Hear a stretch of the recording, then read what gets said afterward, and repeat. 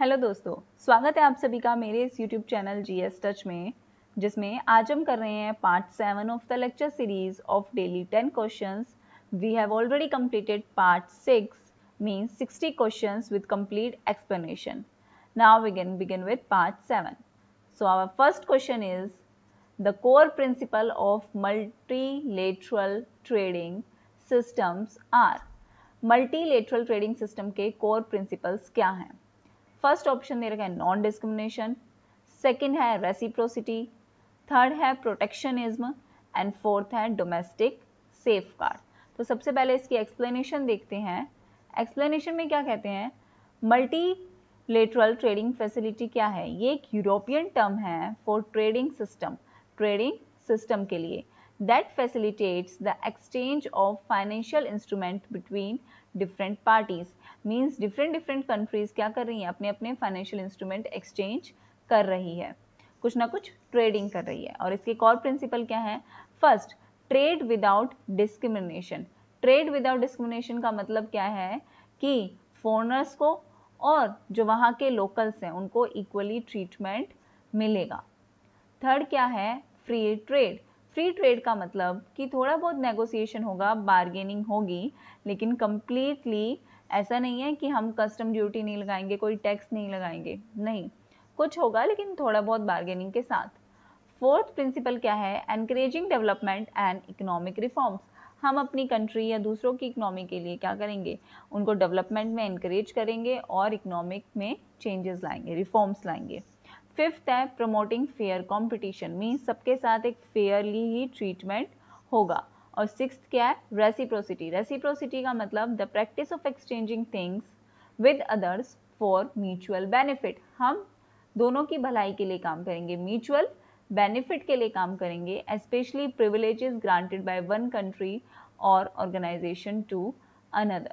Means ऐसी कई countries है जिनको प्रिविलेज है. प्रिविलेज का मतलब कि उनके पास बहुत अच्छा रॉ मटेरियल है, स्टफ है, सब कुछ अच्छा है उनके पास, तो ऐसा कुछ भी नहीं होगा, सबको इक्वली ट्रीट किया जाएगा.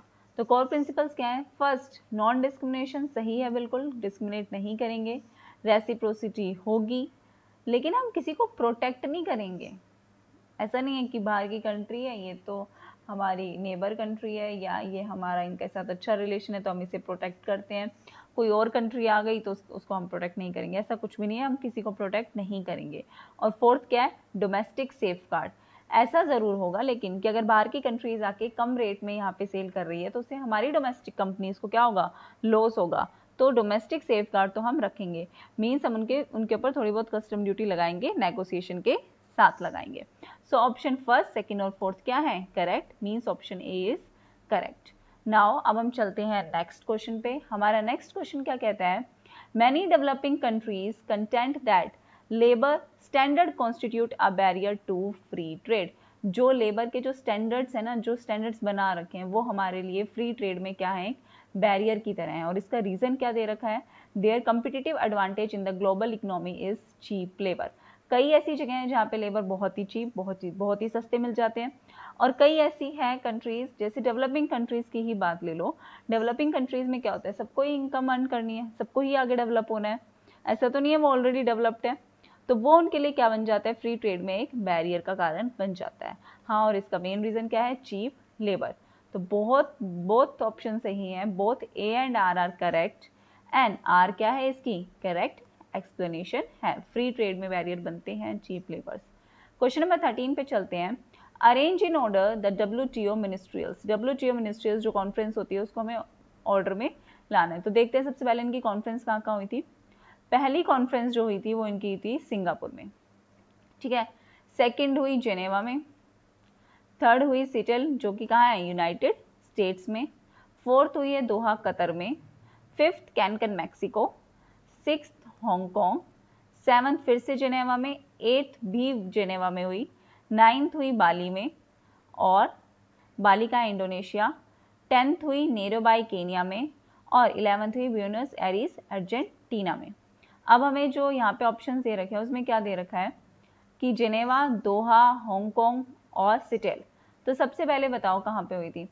सबसे पहले जेनेवा में हुई थी, है ना. सबसे पहले जेनेवा में हुई थी, सिंगापुर तो ऑप्शन में ही नहीं है. तो फर्स्ट नंबर पे जिनेवा आ गया। जिनेवा के बाद क्या है हमारा, सिटेल यूनाइटेड स्टेट्स, उसके बाद दोहा और उसके बाद क्या है, हांगकांग। सिटेल के बाद, सिटेल है सेकेंड नंबर पे, तो फर्स्ट पे जिनेवा सही है यहाँ पे, उसके बाद हुआ सिटेल जो फोर्थ नंबर पे है, उसके बाद है दोहा और उसके बाद सबसे लास्ट में कहाँ है, हांगकांग। उसके बाद यहाँ पे दो बार 7th और 8th वो भी जिनेवा में हुए थे, लेकिन हम वो कंसीडर नहीं कर सकते क्योंकि उससे पहले हमें हांगकांग, दोहा और सिटेल यूनाइटेड स्टेट्स तीनों का दे रखा है। अगर आपसे लेटेस्ट पूछा जाए तो लेटेस्ट 11th में अर्जेंटीना में हुआ, 7th 8th दोनों जिनेवा में हुए, 9th बाली में और 10th हुआ केनिया में। ठीक है, सो ऑप्शन नंबर डी क्या है इसकी करेक्ट ऑर्डर है। अब चलते हैं हम नेक्स्ट क्वेश्चन पे, क्वेश्चन नंबर 14। क्वेश्चन नंबर 14 क्या कह रहा है हमें, what does hedging mean. Hedging का मतलब क्या होता है, हेज क्या होता है, एक इन्वेस्टमेंट है जो हम क्या करते हैं अपने रिस्क को कम करने के लिए किया जाता है। और hedging is a process of protecting oneself against risk, अपने आप को बचाना। It is trying to reduce uncertainty by buying something in future market, हमने फ्यूचर में कुछ खरीद लिया अपने आप को, क्योंकि अनसर्टेन है फ्यूचर, तो अनसर्टेन है ना, ऐसा नहीं है कि हमने खरीद लिया तो हमारा प्रॉफिट ही होगा, तो हम फ्यूचर मार्केट में कुछ ना कुछ खरीद लेते हैं या सेल कर देते हैं, तो अपने आप को फॉरेन एक्सचेंज रिस्क से बचाना। The covering of foreign exchange risk is called hedging. अब चलते हैं क्वेश्चन नंबर 15 पे। In which term a unit of SDR was originally denominated. Originally SDR को कैसे डिनोट किया जाता है, स्पेशल ड्रॉइंग राइट्स होता है SDR का मतलब, उसकी एक्सप्लेनेशन देखते हैं पहले। SDR जो है वो बेस्ड है 5 मेजर करेंसीज पे, ये 5 बास्केट है, US dollar, euro, Japanese yen, pound sterling और चाइनीज रेनमिनी। ये सारी करेंसीज हैं जो किस में इंक्लूड है, SDR में, स्पेशल ड्रॉइंग राइट्स में। लेकिन उससे पहले जो SDR है वो किसकी टर्म में होता था, गोल्ड की टर्म में होता था। It was defined as the equivalent to 0.888671 grams of fine gold, जो इक्विवेलेंट है किसके, 1 US डॉलर के। फिक्स एक्सचेंज रेट सिस्टम होता था, मीन्स हम सब कुछ गोल्ड में कन्वर्ट करके रखते थे, लेकिन आज क्या है, आज इन 5 करेंसीज में डिवाइडेड है। तो world market value of US dollar, gold equivalent value, world market नहीं लेते हम, पूरी वर्ल्ड की वैल्यू नहीं लेते, गोल्ड वैल्यू हम पहले लेते थे हिस्टोरिकली, अब हम लेते हैं पाउंड स्टर्लिंग, या इसकी जगह खाली US डॉलर या यूरो या येन या चाइनीज वेन भी आता तो वो ऑप्शंस भी सही थे। और हिस्टोरिकली पूछे तो हाँ ये गोल्ड में है, 1 US डॉलर के इक्वल है। अब चलते हैं नेक्स्ट क्वेश्चन, क्वेश्चन नंबर 16 में। क्वेश्चन नंबर 16 क्या कहता है, which of the following is an adverse effect of euro currency market. जो यूरो करेंसी मार्केट है उसका सबसे ज्यादा एडवर्स इफेक्ट किस पे है और कैसा है। एक्सप्लेनेशन देखते हैं सबसे पहले। Euro currency market is the money market for currency outside of the country where it is legal tender, जो लीगल है बाहर, कंट्री से बाहर। The term euro currency is generalization of euro dollar and should not be confused with EU means European currencies the euro। हमें ये दोनों चीजें अलग अलग हैं, यूरोपियन जो करेंसी है वो अलग है, यूरो करेंसी मार्केट है वो अलग है। ये मार्केट है जो already all over the world चलती है और यूरो करेंसी सिर्फ यूरोप में चलती है। The euro currency market function in many financial centres around the world, not just Europe. मैंने अभी बताया ये जो यूरो करेंसी है यूरो वो और यूरोप में चलती है सिर्फ, और जो यूरो करेंसी मार्केट है वो ऑल ओवर द वर्ल्ड में चलती है। तो इससे क्या होता है, अगर वर्ल्ड में कोई चीज चल रही है तो उससे क्या एडवर्स इफेक्ट होगा, सबसे बुरा इफेक्ट क्या होगा, इंटरनेशनल कैपिटल मार्केट, ये तो कोई बेकार इफेक्ट नहीं है। Integration of international capital markets, बाहर की इंटरनेशनल कैपिटल मार्केट्स इंटीग्रेट करेंगी, वो भी कुछ गलत इफेक्ट नहीं है। Meeting of BOP deficit, BOP deficit कैसे होगा, बैलेंस ऑफ पेमेंट, यहाँ पे यूरोप की बात तो हो नहीं रही कि उसका बैलेंस ऑफ पेमेंट डेफिसिट में जाएगा, यहाँ पे पूरे वर्ल्ड की बात हो रही है, मतलब decrease in world's nominal money supply. अगर फर्क पड़ेगा तो पूरे वर्ल्ड की मनी पे फर्क पड़ेगा, तो adverse effect euro currency market का ऑल ओवर द वर्ल्ड होगा। नेक्स्ट चलते हैं हम क्वेश्चन नंबर 17 में। एम्प्लॉयमेंट गारंटी स्कीम जो थी वो फर्स्ट टाइम कहाँ इंट्रोड्यूस की गई थी, फर्स्ट टाइम वो इंट्रोड्यूस की गई थी 1972 1972 में महाराष्ट्र में 1972 में एम्प्लॉयमेंट गारंटी स्कीम कहाँ इंट्रोड्यूस की गई? महाराष्ट्र में। ये भी याद रखना, ईयर भी 1972। अब चलते हैं हम क्वेश्चन नंबर 18 पे। क्वेश्चन नंबर 18 क्या कहता है? According to Weber's theory of the location, the important factor influencing location. Location पे ऐसे कौन कौन से फैक्टर्स हैं जो इफेक्ट डालते हैं? किसकी थ्योरी के according? Weber's theory of location. अब लोकेशन की थ्योरी किसने दी थी? वेबर्स ने दी थी, ये भी ध्यान रखना। एक्सप्लेनेशन देखते हैं इसकी सबसे पहले। Omissions of important cause of location, weber has included only transportation cost and labour cost. कई सारे इंपॉर्टेंट कॉस्ट को छोड़ के सिर्फ वेबर ने बोला कि ट्रांसपोर्टेशन कॉस्ट और लेबर कॉस्ट ही क्या है? इंपॉर्टेंट है। Among the cause of location, centralization और डिसेंट्रलाइजेशन ऑफ इंडस्ट्री। वो क्या किस पे ध्यान दिया? लोकेशन पे और सेंट्रलाइजेशन या डिसेंट्रलाइजेशन पे। सेंट्रलाइजेशन का मतलब जब पावर सेंटर में आ जाती है, और डिसेंट्रलाइजेशन का मतलब जब पावर क्या हो जाती है? डिवाइड हो जाती है। Other factors affecting location such as climate, credit facilities, cost of capital were not given any consideration.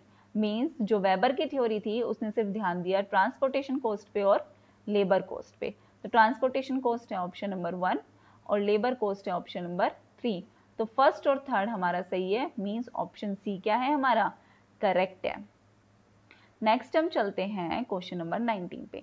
मैं इतना एक्सप्लेन के साथ इसलिए बता रही हूँ ताकि आप जब भी सुने तो आपको वो चीज़ें याद रहे।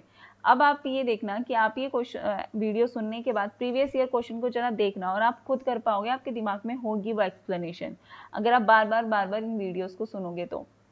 क्वेश्चन नंबर 19 क्या कहता है? एजर्शन और रीजन पे बेस्ड है ये क्वेश्चन। एजर्शन क्या है? India's public sector help in the development of sound industrial base. सबसे पहले पब्लिक सेक्टर और प्राइवेट सेक्टर क्या होते हैं? पब्लिक वो होते हैं जो गवर्नमेंट चला रही है, मीन्स स्टेट के कंट्रोल में है, मीन्स लोगों की भलाई हो रही है। और प्राइवेट सेक्टर क्या होते हैं? जो अपने बेनिफिट के लिए या अपने प्रॉफिट के लिए करते हैं। उसका रीजन क्या है? पब्लिक सेक्टर किसके कंट्रोल में है? स्टेट के कंट्रोल में है। Role of state in formulating appropriate policies, वो क्या बनाती है? स्टेट एप्रोप्रिएट पॉलिसीज बनाती है। And providing financial and other support has help the public sector. Financial support भी देती है और अदर सपोर्ट भी देती है। कौन? पब्लिक। और हाँ, वो एक साउंड इंडस्ट्रियल बेस क्रिएट करने में हेल्प करती है, कंट्री को डेवलप करती है इंडिया की public sector. So both is correct, both A and R क्या है हमारी? करेक्ट। नेक्स्ट चलते हैं last question, question number 20। Question number 20 क्या कहता है? Match labour force with the appropriate item with from amongst the following. Labour force work force के equal होगा, या जो हमारा लेबर फोर्स है वो सारा ही एजुकेटेड होगा? नहीं, कई लोग जो पढ़ नहीं पाते वो भी डेली वेज में काम कर रहे हैं। सी ऑप्शन क्या है? एम्प्लॉयड होंगे, अनएम्प्लॉयड होंगे, दोनों ही हो सकते हैं। कई बार क्या होता है, सीजन के अकॉर्डिंग लोगों को काम मिलता है ना, तो कई बार वो एम्प्लॉयड होते हैं, कई बार वो अनएम्प्लॉयड होते हैं। और डी क्या दे रखा है? Rural workers. जरूरी नहीं है लेबर फोर्स सिर्फ रूरल एरिया से ही होगी, नहीं। सो ऑप्शन सी क्या है हमारा? Correct, employed plus unemployed. अगर आपको पीडीएफ चाहिए then please mention in the comment box. If you like my channel then please like, share and subscribe. Thank you so much.